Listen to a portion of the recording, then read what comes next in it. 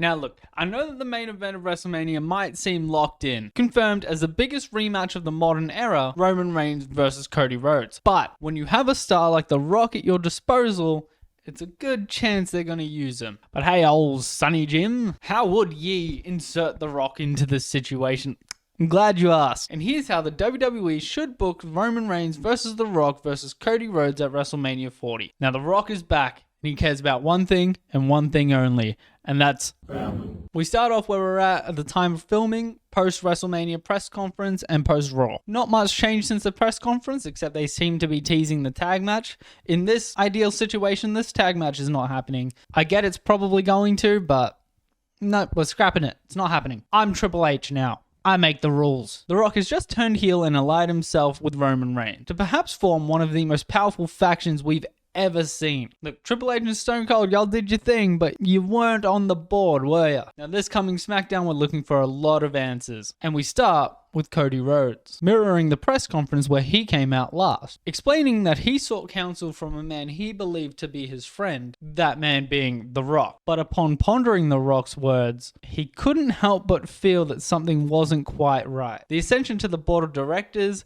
the insistence on taking the WrestleMania main event for himself, it all seemed all too convenient. And when he shook my hand, it all seemed too convenient. And when we shook hands and we hugged in the middle of that ring, you leaned into my ear and said, "Maybe next year, kid." And that's when it clicked. Wiggling your way into my head, into my main event. You weren't trying to protect me. You weren't trying to protect the people. You were trying to protect the bloodline. Next, we hear Roman's music hit. And somewhere in the next few seconds to the next 5 business days, Roman Reigns makes his way out onto the stage. Depends on how he's feeling that day. Upon getting out to the stage, The Rock's music hits. Shades of LA Knight, but not so quite outwardly disrespectful. More so that there's just two big egos here vying for time that don't realize that they're not as much on the same page as they might think. The Rock beelines towards the ring, eyes squarely on Cody Rhodes, grabs a mic, does his millions and millions bit before cutting a promo on Cody about how there was only one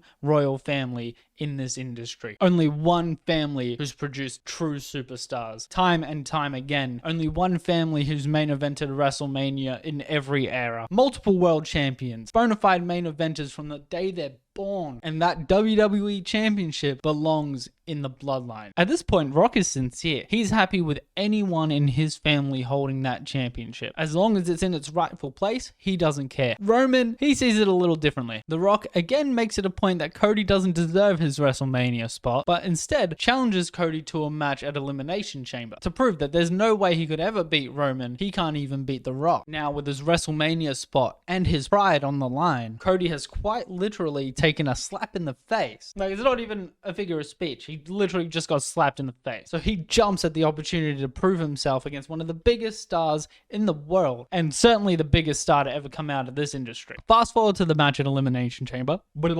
Cody makes his entrance alone while The Rock is flanked by Paul Heyman and Roman Reigns. A decent back and forth fight, an early struggle for Cody. We really want The Rock to get his offense here. He needs to look like The Rock. He needs to look like a dominant force before Cody Rhodes gets his classic swing of momentum back, starts feeling himself, starts hyping himself, punching himself in the head, blah, blah, blah, blah, blah, blah. All the Cody stuff. Doesn't matter. He comes back. Then when all seems lost for him, all of this momentum swinging results in The Rock getting desperate. And what happens when the bloodline gets desperate? The thumb comes out. Out comes Jimmy and Solo. Solo with the interference gets in, thumbs Cody. We've seen it all before. The Rock rolls him up for the pin. 1, 2, and a kick out at 2.9. The match continues. And with that, the frustration gets the better of The Rock and the bloodline before The Rock turns to Solo and Jimmy and says, "Take him out." If he can't win the match, if he can't earn his spot in the WrestleMania main event, perhaps he'll just have to take it. Jay's music hits for the save, but the numbers are far too much. Jimmy brawls with Jay into the back, and Cody is left alone at the hands of the 3 most vicious people in the WWE: Roman Reigns, Solo Sikoa,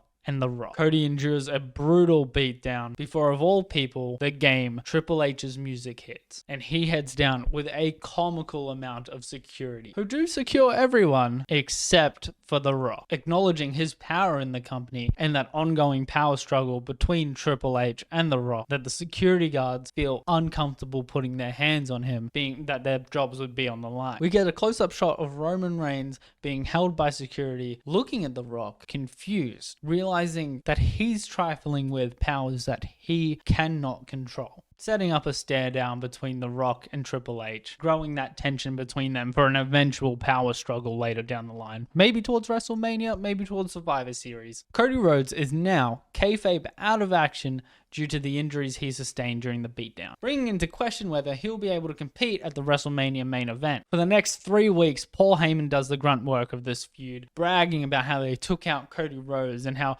Roman Reigns might just have a day off. About on the 3rd week-ish, we see Roman Reigns return to SmackDown with The Rock, bragging about how the bloodline took out Cody Rhodes, making fun of the Cody crybabies, and how there is now no challenger for Roman Reigns. However, The Rock steps up and says, well, Roman, there is still one challenger, before hitting a rock bottom on Roman Reigns, grabbing a mic and saying, Paul, make it happen. He's not talking about Paul Heyman, he's talking about Paul Triple H Levesque. And just like that, Dwayne has swung his Samoan schlong back into the main event picture, and the contract signing is confirmed for next week at SmackDown. Cut to said episode of SmackDown, now about a couple weeks out from WrestleMania, and Triple H is seen in a backstage segment on the phone to someone who sounds incredibly concerned about this contract signing. Oh my god, I wonder who it could be. And he says, look, my hands are tied. I've done everything I can, but I can't push it back any further.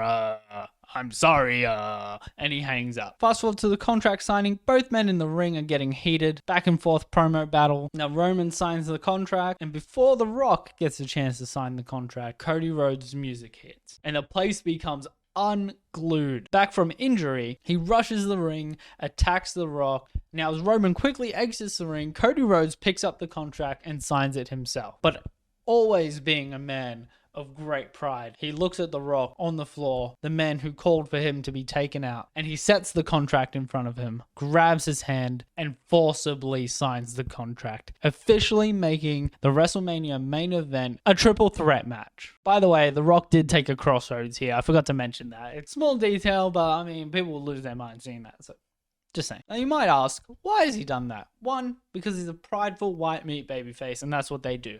And 2, because it takes the man who just a month and a half ago felt so much self-doubt that he almost gave up his own WrestleMania spot. And upon coming back, not only has he taken that WrestleMania spot back, but he's actually forcibly stacked all the odds against himself. And he's gone in with the ultimate confidence. With that official, the next week or two for this program is not really relevant. Maybe he gets a pep talk from Punk, a pep talk from Jay, a pep talk from Seth. But either way, we are done and dusted, and we are heading into that main event. We've made it to WrestleMania, the biggest granddaddy of the immortals. And now that this is a triple threat match, it also means it's a no DQ match, which might seem bad for Cody, but if you remember at Elimination Chamber when that match ended by disqualification, if that were to happen here, he wouldn't win the title. So he's given The Rock and Roman Reigns and the Bloodline no way out of this, and he came with a plan. The match begins normal enough, Rock and Roman teaming up on Cody before eventually turning their attention to each other, and we get a more traditional triple threat match. Standard stuff,